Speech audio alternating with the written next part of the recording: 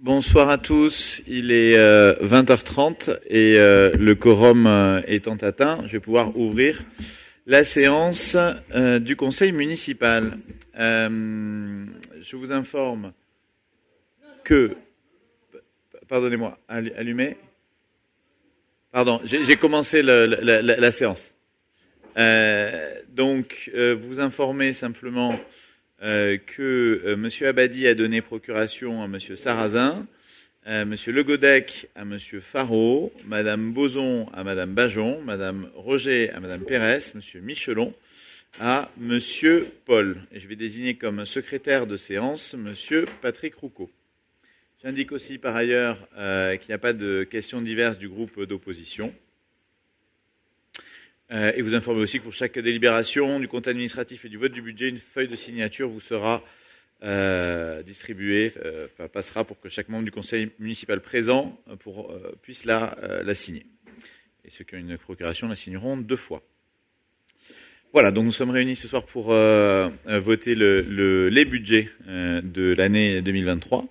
Et d'abord, le point numéro 1, c'est l'approbation du procès-verbal de la séance du 6 mars 2023.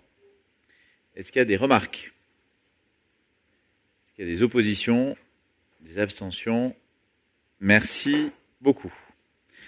Point numéro 2, et on attaque sur le budget principal de la commune. Et je vais donner pour la première fois de ce conseil la parole à Madame Guillard, qui l'aura un certain nombre de fois. Merci, Monsieur le maire. Donc, le point 1.1, c'est l'approbation du compte de gestion de la commune pour l'exercice 2022, dressé par Madame la conseillère aux décideurs locaux. Donc, il est proposé au conseil municipal de déclarer que le compte de gestion dressé pour l'exercice 2022 par la conseillère aux décideurs locaux, visé et certifié conforme par l'ordonnateur, n'appelle ni observation ni réserve de sa part. Est-ce qu'il y a des questions? Des oppositions? Des abstentions. Merci beaucoup. Le vote du compte administratif, et donc je vais quitter la salle le temps de ce vote.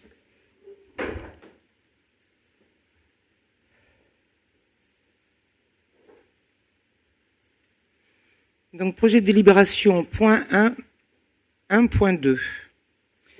Approbation du compte administratif de la commune pour l'exercice 2022. Il est proposé au conseil municipal de donner acte de la présente fête au compte administratif, lequel peut se résumer ainsi.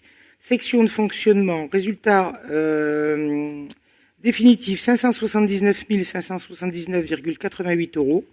En section d'investissement, résultat définitif 769 881,93 €. Et en total général, 1 349 461,81 €. Donc, il s'agit de reconnaître la sincérité des restes à réaliser. Je vous les rappelle. Pour la section de fonctionnement, 308 132,99 €. En section d'investissement, 2 129 437,60 €. Et en total général, 2 437 570,59 €. Les identités de valeur avec les indications du compte de gestion relatives au report à nouveau, aux résultats d'exploitation de l'exercice et au fonds de roulement du bilan d'entrée et de sortie, au débit et au crédit portés à titre budgétaire aux différents comptes. Article 3, reconnaître la sincérité des restes à réaliser. Et article 4, arrêter les résultats définitifs tels que résumés ci-dessus. Y a-t-il des questions? Vous avez tout sur l'écran que je ne vois pas. Donc, on va procéder au vote. Y a-t-il des abstentions? Des voix contre? Le compte administratif est approuvé à l'unanimité.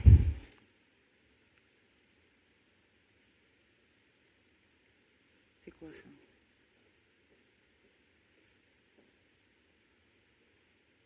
Merci beaucoup, Madame Guillard. On va pouvoir passer maintenant à l'affectation des résultats de l'exercice 2022.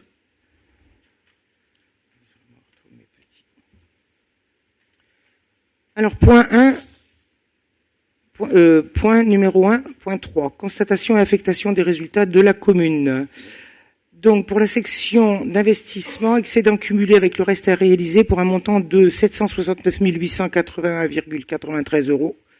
En section de fonctionnement, excédent cumulé à affecter 579 579,88. Donc, supplément disponible 579 579,88. Et on propose de l'affecter en diminution des charges de fonctionnement pour le même montant. On inscrit au compte 001 en recette 604 912,89. Au compte 002 en recette 579 579,88 €. Reste à réaliser et à inscrire en dépenses d'investissement moins 114 155,11 €. Et reste à réaliser et à inscrire en recette d'investissement 279 124,15 €. Monsieur le maire. Merci beaucoup. Est-ce qu'il y a des questions sur l'affectation des résultats? Des oppositions? Des abstentions? Merci beaucoup. Le point suivant, c'est la détermination des taux concernant la fiscalité locale pour l'année 2023. Madame Guillard. Donc, on vous rappelle, la taxe foncière sur les propriétés bâties en 2022 était de 41,23%, la taxe foncière sur les propriétés non bâties de 56,28% et la taxe d'habitation de 9,24%. Il est proposé au conseil municipal de voter pour les taux suivants. Monsieur le maire, on propose de ne pas modifier ces taux. Exactement. L'idée, c'est de rester sur les mêmes taux, sachant que il y a une augmentation significative des bases de 7%. Donc, ce sera quand même une augmentation 7,1%. 7,1%, exactement. Donc, ce sera quand même une augmentation, mais nous, au niveau des taux, on le laisse au même. On propose au conseil municipal de les laisser au même montant. Est-ce qu'il y a des questions? Des oppositions? Des abstentions? Merci beaucoup. Point 2.5, c'est le vote sur le budget primitif 2023. Alors, voilà, vote et adoption du budget primitif 2023. Donc, comme vous le voyez inscrit à l'écran, pour le fonctionnement, le total des dépenses retenues est de 4 424 769,88 €. Pour les recettes de fonctionnement, la même somme. Pour l'investissement, total des dépenses 2 559 730 et identique au total des recettes. Vous avez le détail par chapitre des dépenses de fonctionnement, des recettes de fonctionnement, dépenses d'investissement et recettes d'investissement. Y a-t-il des questions? Pas de questions. Est-ce qu'il y a des oppositions? Des abstentions? Une opposition? Une abstention. Alors, je vais juste finir le vote, mais deux abstentions. Combien d'abstentions? 3 abstentions et donc 4 pour la voix de M. Michelon que vous portez. Oui, juste. Alors, je vais terminer le vote. Donc, abstention, pas d'opposition. Opposition, non. Donc, le point est adopté. Simplement une explication sur le vote de l'opposition, d'abstention. Compte tenu de notre absence à la commission finance, mais bon, on a vu sur le règlement intérieur que on pourra y pallier.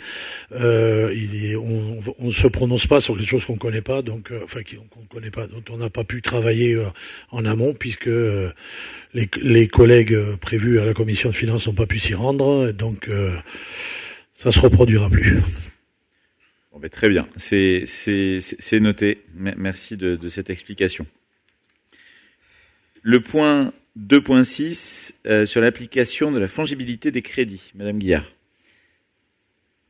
Donc, comme tous les ans, il est proposé au conseil municipal d'autoriser monsieur le maire à procéder au titre du budget communal 2023 à des virements de crédit de chapitre à chapitre, à l'exception du chapitre 12, à savoir les charges de personnel, dans la limite de 7,5% des dépenses réelles en section de fonctionnement et de 7,5% des dépenses réelles en section d'investissement. Est-ce qu'il y a des questions sur ce point, donc pour faciliter la gestion? S'il n'y a pas de questions, je vais procéder au vote. Y a-t-il des oppositions? Des abstentions? Donc 4 abstentions. Point adopté. Merci beaucoup. Donc c'est fini pour le budget principal de la commune. On va pouvoir passer au budget annexe eau potable. Et je redonne la parole à Madame Guignard pour les comptes de gestion 2022. Donc, projet de délibération, point 2.1, approbation du compte de gestion budget annexe eau potable pour l'exercice 2022 dressé par Madame la conseillère aux décideurs locaux. Donc, il est proposé au conseil municipal de déclarer que le compte de gestion dressé pour l'exercice 2022 par la conseillère aux décideurs locaux, visé et certifié conforme par l'ordonnateur, n'appelle ni observation ni réserve de sa part. Des questions? Des oppositions? Des abstentions? Point adopté à l'unanimité. Merci beaucoup. Je vais à nouveau sortir de la salle pour l'approbation du compte administratif.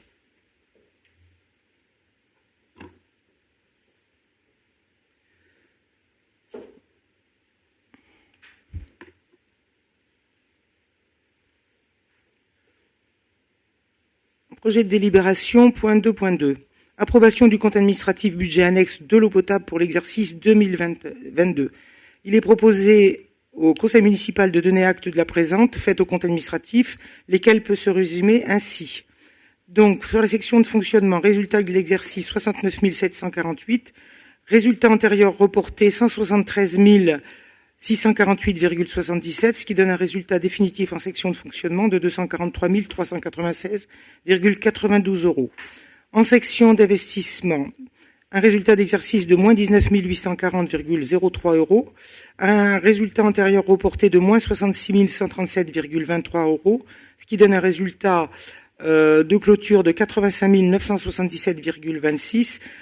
Compte tenu des restes à réaliser en dépenses, moins 31 643 et en recettes, 20 149,26, on a un résultat définitif de moins 97 472,60 euros, ce qui donne un total général de résultat définitif de 145 924,32.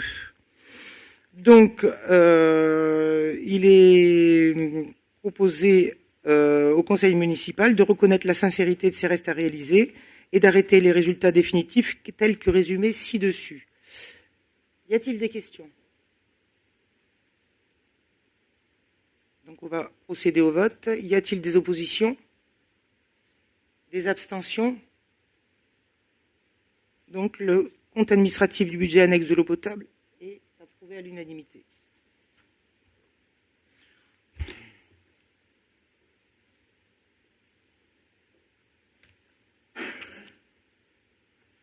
Merci beaucoup. Le point suivant concerne l'affectation des résultats de l'exercice 2022 pour le budget eau potable. Donc, point de délibération 2.3, constatation et affectation des résultats du budget annexe de l'eau, exercice 2022. Section d'investissement. Nous avions un déficit à reprendre de moins 85 977 et nous obtenons un déficit cumulé avec les restes à réaliser de moins 97 472,60 euros. En investissement. En fonctionnement, l'excédent à cumulé à affecter est de 243 396,92 euros. Il est proposé au conseil municipal d'adopter les affectations suivantes. Donc, supplément disponible en investissement 145 924,32. Affectation libre en réserve d'investissement la même somme. Affectation en diminution des charges de fonctionnement moins 145 924,32. Donc, il est proposé de mettre en compte, d'inscrire au compte 001 en dépenses, c'est-à-dire déficit d'investissement à combler, moins 85 977,26, en recette 97 472, en résultat de fonctionnement, donc positif à 145 924,32, et reste à réaliser, à inscrire en dépenses d'investissement moins 31 644, et en recette d'investissement 20 149,26. Est-ce qu'il y a des questions sur l'affectation des résultats? Des oppositions? Des abstentions? Point adopté, merci beaucoup. Enfin, le vote du budget primitif pour ce budget annexe, Madame Guillard. Alors,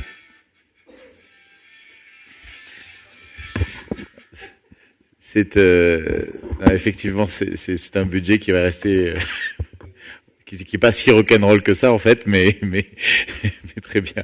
Donc, Madame Guillard, on reprend. Point 2, 2.4, approbation du budget primitif du service public de l'eau potable, exercice 2023. Donc, il est proposé, le budget de fonctionnement, dépenses de fonctionnement pour un montant de 221 536,32, recettes de fonctionnement pour 221 536,22. Donc, en investissement, il est proposé des dépenses pour 324 108,18 euros et en recettes d'investissement, 324 108,18 euros. Il est proposé au conseil municipal d'approuver le budget primitif pour le service de la distribution de l'eau potable pour la période du 1er janvier 2023 au 31 décembre 2023. Des questions ? Pas de questions sur ce budget. Je vais le soumettre au vote. Y a-t-il des oppositions ? Des abstentions? 4 abstentions. Budget primitif adopté. Merci beaucoup. On va donc passer au deuxième budget annexe, qui est le budget annexe qui concerne l'assainissement collectif. Et donc, on va commencer par le compte de gestion. Madame Guillard. Le point 3.1. Approbation du compte de gestion budget annexe assainissement pour l'exercice dressé par Madame la conseillère aux décideurs locaux. Donc, il est proposé au conseil municipal de déclarer que le compte de gestion dressé pour l'exercice 2022 par la conseillère aux décideurs locaux, visé et certifié conforme par l'ordonnateur, n'appelle ni observation ni réserve de sa part. Des questions? Des oppositions? Des abstentions? Merci beaucoup. Pour le compte administratif, je sors une nouvelle fois de la salle du conseil. Madame Guillard.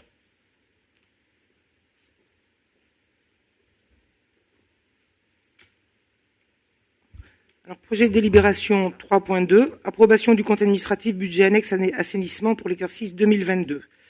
Donc, il est proposé au conseil municipal de donner acte de la présente fête au compte administratif, lesquels peut se résumer ainsi. Section de fonctionnement, résultat de l'exercice 43 092,55, report des résultats antérieurs 160 987,25, ce qui donne un résultat de clôture de 204 079,80.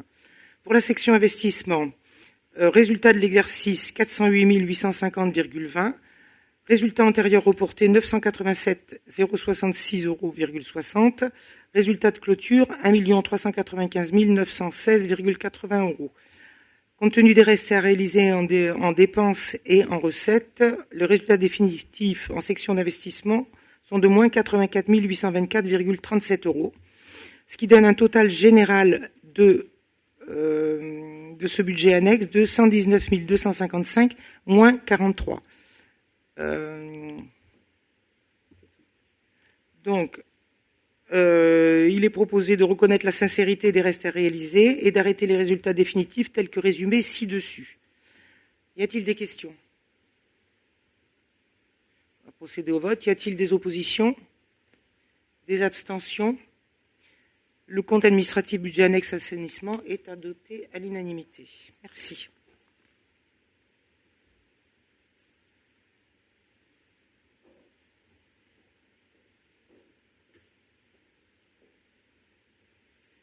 Merci beaucoup. Le point suivant concerne l'affectation des résultats de l'exercice 2022 sur ce budget d'assainissement collectif. Madame Guillard. Donc, constatation et affectation des résultats du budget annexe de l'assainissement pour l'exercice 2022. Section d'investissement, déficit cumulé avec les restes à réaliser, moins 84 824,37. Et en section de fonctionnement, excédent cumulé à affecter, 204 079,81. Donc, ce qui donne un supplément disponible de 119 255,43. Donc, la proposition est d'inscrire au compte 001 en recette 1 395 916 qui correspond à l'excédent à reprendre excédent à reprendre de 2022 à reporter à 2023. Donc, je répète, 1 395 916,80. Inscrire au compte des recettes 84 824,37. 119 255,43, ce qui donne un reste à réaliser à inscrire en dépenses d'investissement de moins 2 952 747,38 et en recettes d'investissement 1 472 6,21 €. Est-ce qu'il y a des questions? Des oppositions? Des abstentions? Point adopté à l'unanimité. Merci beaucoup. Et enfin, sur le budget assainissement collectif, le vote du budget. Madame Guillard. Le point 3.4, approbation du budget primitif du service public de gestion de l'assainissement collectif pour l'exercice 2023. Donc, il est en dépenses de fonctionnement. Le total des dépenses est de 175 299,23 €. Les recettes de fonctionnement sont de 175 299,43 €. En investissement, total des dépenses 3 342 952,81 €. Et en recettes d'investissement, la même chose, 3 342 952,81 €. Est-ce qu'il y a des questions sur ce budget? Bon, naturellement, les 3 millions, c'est pour la STEP. Hein. C'est pour la STEP. Hein, voilà. Excusez-moi, l'assainissement, c'est la STEP. Est-ce qu'il y a des oppositions? Des abstentions? 4 abstentions. Point adopté. Merci beaucoup. On passe maintenant au dernier budget annexe, celui des projets d'aménagement foncier. Et on va commencer par le compte de gestion. Madame Guillard. Donc, projet de délibération 4.1, approbation du compte de gestion budget annexe, projet d'aménagement foncier pour l'exercice 2022, dressé par Madame la conseillère aux décideurs locaux. Donc, il est proposé au conseil municipal de déclarer que le compte de gestion dressé pour l'exercice 2022 par la conseillère aux décideurs locaux, visé et certifié conforme par l'ordonnateur, n'appelle ni observation ni réserve de sa part. Je suppose qu'il n'y a pas de questions là-dessus. Y a-t-il des oppositions? Des abstentions? Merci beaucoup. On passe maintenant au compte administratif et comme pour les 3 premiers budgets, je sors momentanément de la salle.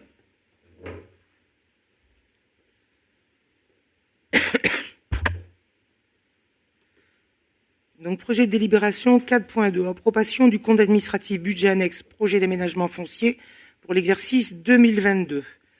Il est proposé au conseil municipal de donner acte de la présente faite au compte administratif, lequel peut se résumer ainsi. Section de fonctionnement, tout est à 0.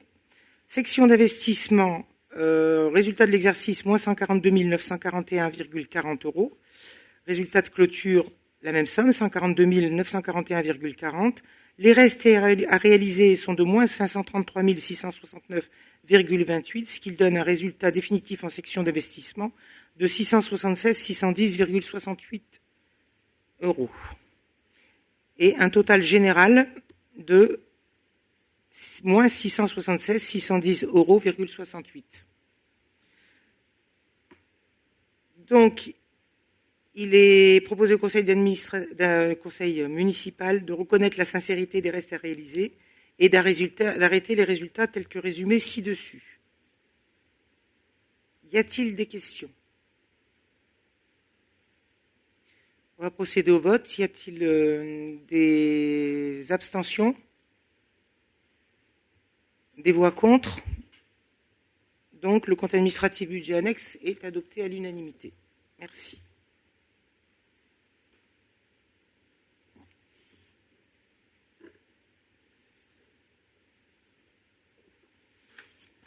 Bien, merci beaucoup. On va pouvoir passer au point 5.3 sur l'affectation des résultats de l'exercice 2022 sur ce budget. Donc, point 4.3.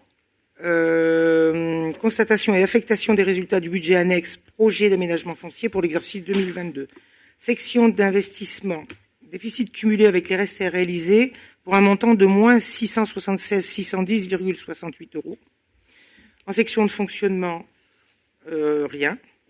Donc, on décide des affectations suivantes.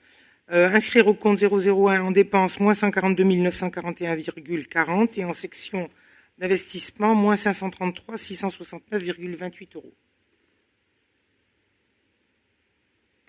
Est-ce qu'il y a des questions? Des oppositions? Des abstentions? 4 abstentions. Point adopté.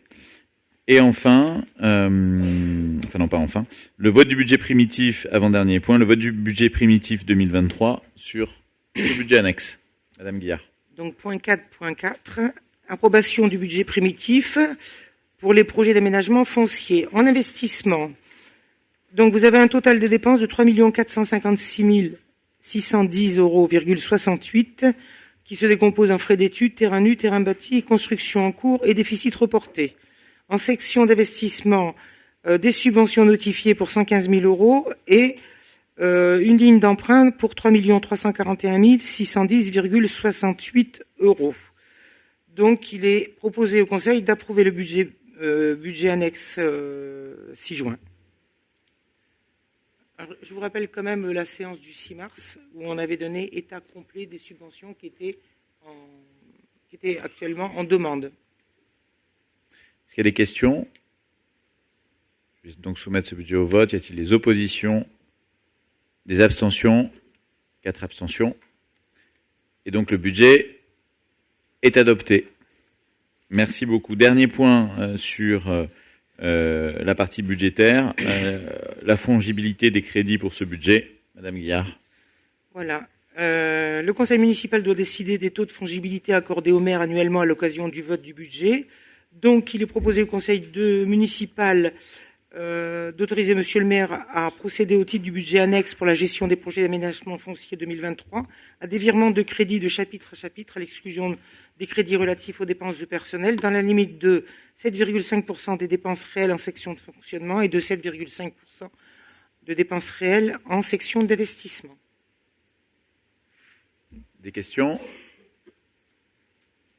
Y a-t-il des oppositions? Des abstentions? 4. Merci beaucoup, point adopté. Merci beaucoup pour toute cette partie budgétaire et le vote donc du budget principal et des 3 budgets annexes de la commune pour l'année 2023. On va pouvoir passer maintenant au point numéro 6 qui concerne le programme Petite Ville de demain sur le financement du poste de chef de projet. Et c'est encore à Madame Guillard que revient la parole.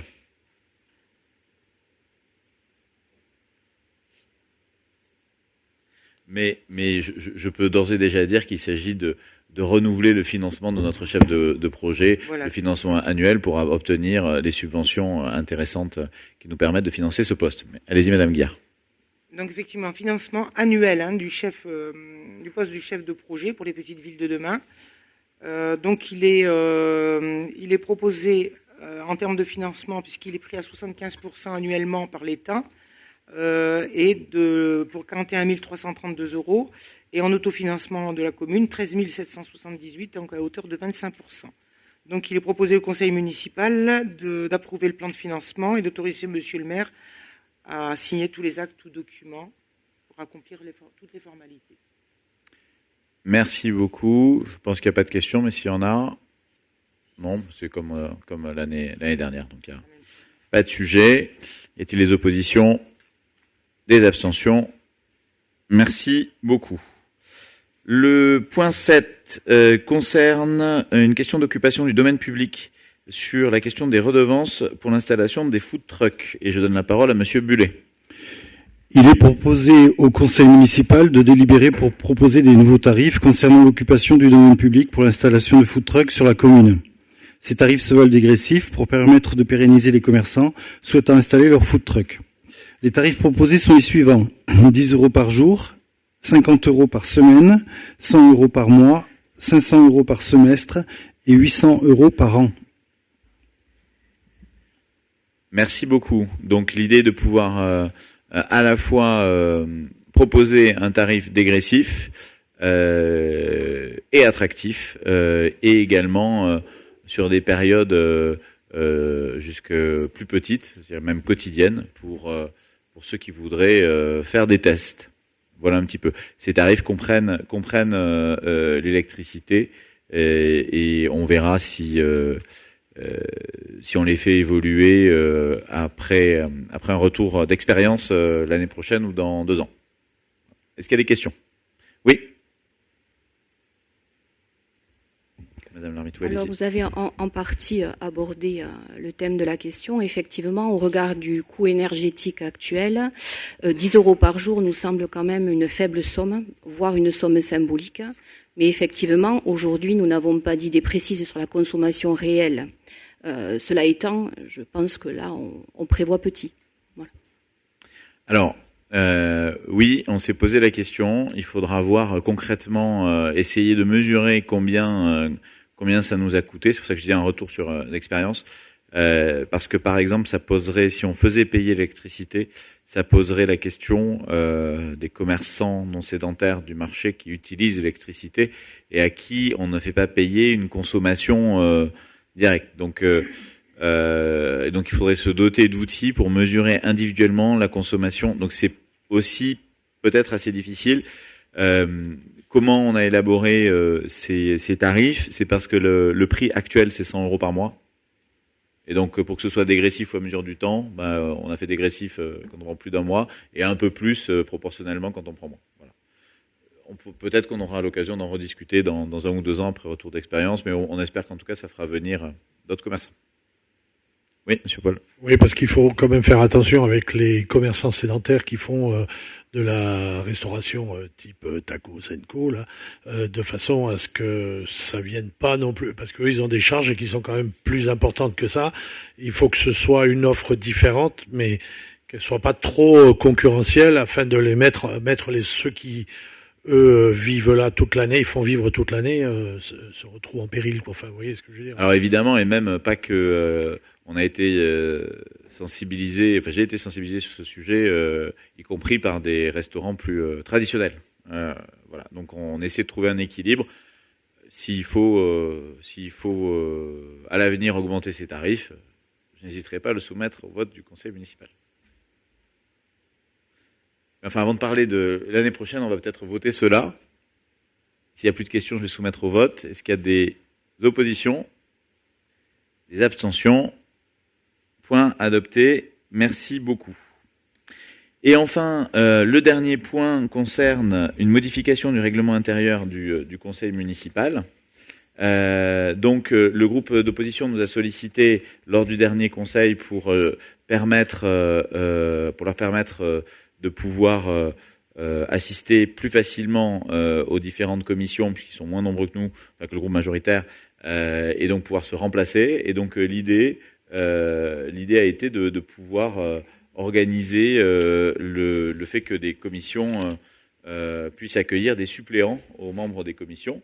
Donc, comme je m'étais engagé il y a quelques jours, quelques semaines, là on perd pas de temps. Donc l'idée c'est de pouvoir intégrer cela dans le règlement intérieur du conseil municipal. Voilà. Vous avez des questions? Oui, allez-y, Monsieur Paul. Alors, plusieurs remarques.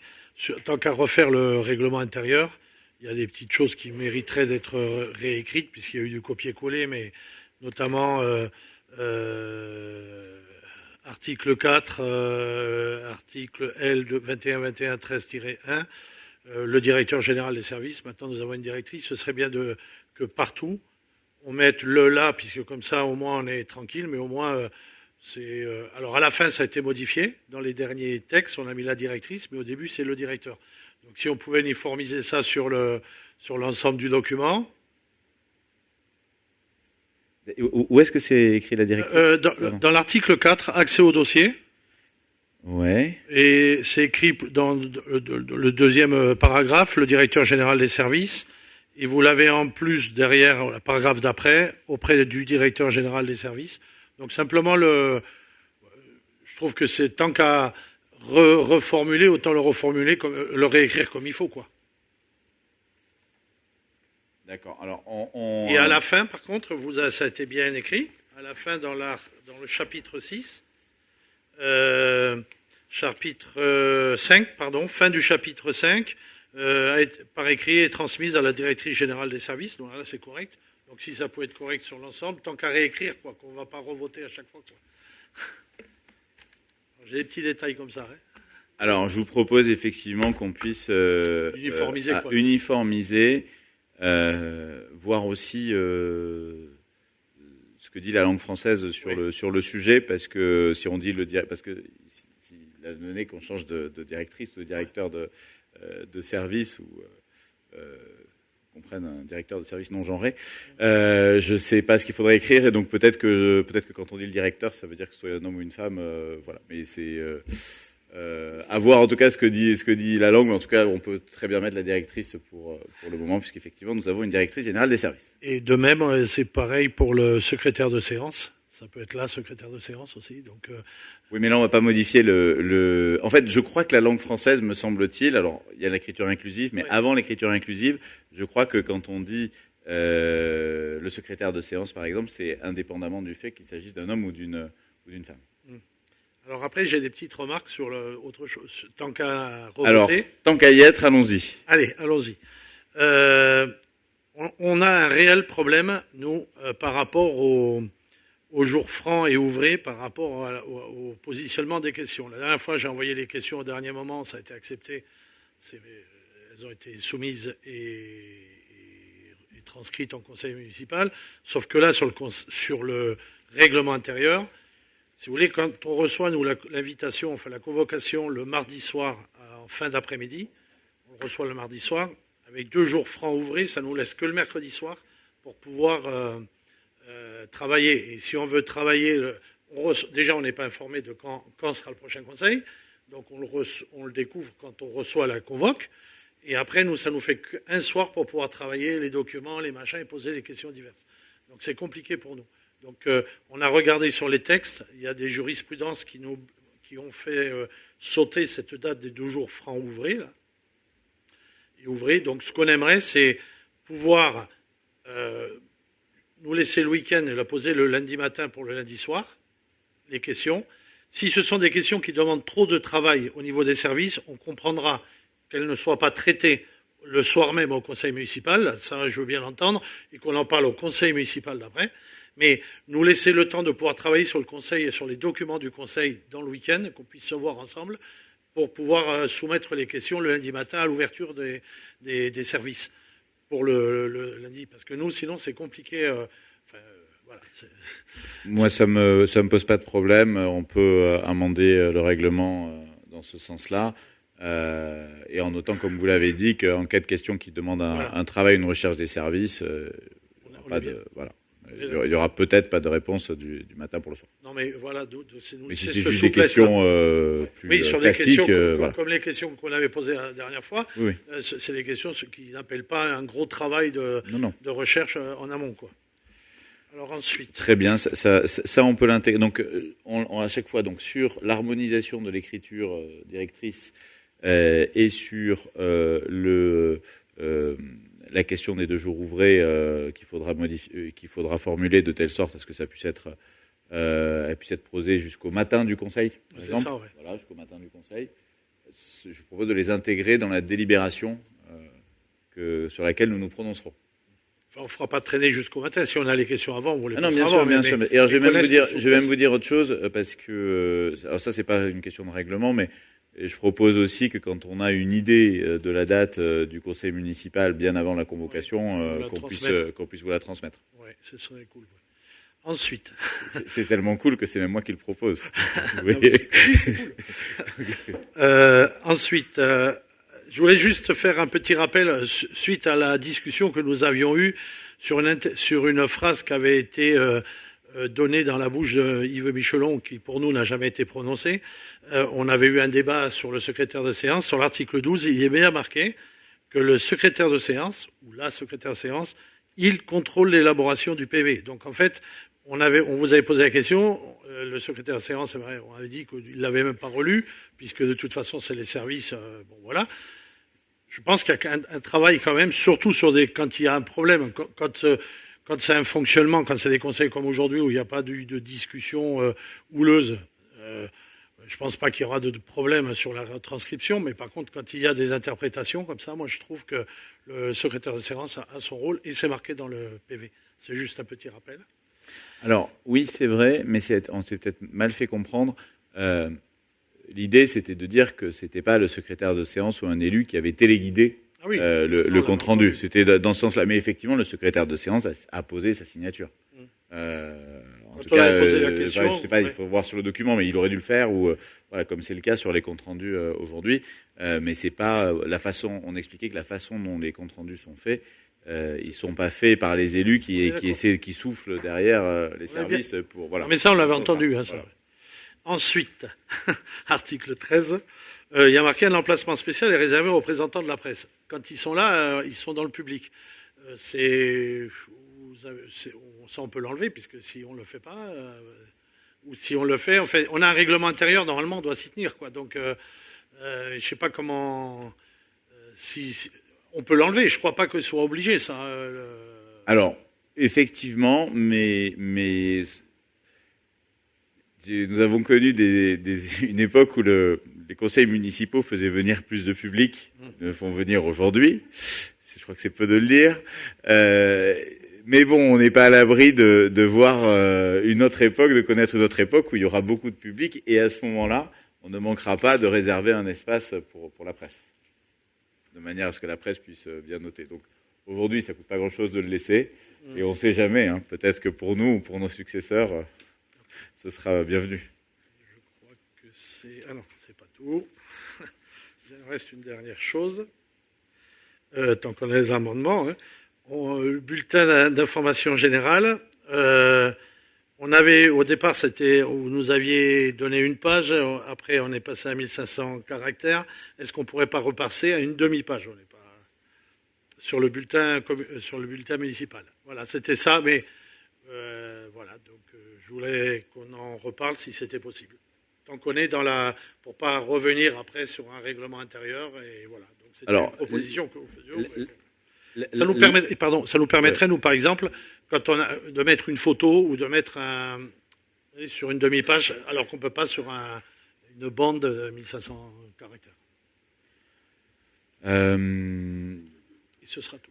Ouais, là-dessus, laissez-moi juste regarder, parce que ça a des conséquences sur l'architecture du reste du Vicois. Et en fait, on est souvent même assez contraint dans ce qu'on veut faire. Par la place, et comme il n'y a que 8 pages, si je dis pas de bêtises, donc on est souvent un petit peu contraint, et vous pouvez voir que on ne s'épanche pas particulièrement dans des sujets polémiques. J'écris un édito, mais qui est somme toute assez restreint. Voilà.